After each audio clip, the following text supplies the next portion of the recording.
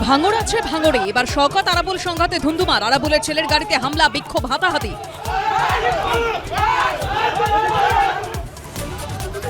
ফের উত্তপ্ত ভাঙড়। শওকত মোল্লার অনুগামীদের গুন্ডামি, আক্রমণ আরাবুলের ছেলে হাকিবুলের। খোঁজ নিয়ে দেখছি প্রতিক্রিয়া শওকত মোল্লার।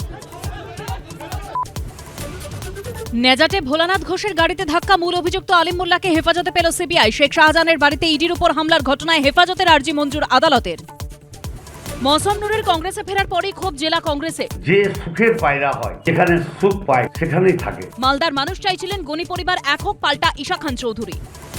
কামব্যাকের পর স্বমহিমায় দিলীপ ঘোষ। খড়গপুরে বিজেপি কর্মীদের সঙ্গে চা চক্রে যোগ। এত মানুষ এসেছেন এখানে বিজেপির কথা শুনতে, এটা পরিবর্তন হওয়ার জন্য। ভেনেজুয়েলায় হামলা, তপ্ত কূটনীতি। আমেরিকার আগ্রাসন নিন্দায় সরব রাশিয়া, ইসরায়েল, কানাডা সহ বিভিন্ন দেশ। মাদুরোকে না ছাড়লে বিশ্বযুদ্ধ হবে হুঙ্কার কিম জং উনের। কেনিয়া সরগরম রাজ্য রাজনীতি। কি বলছেন হীরক রাজ ও তার সভাসদরা? হীরক রাজার দরবার রাত 10:30।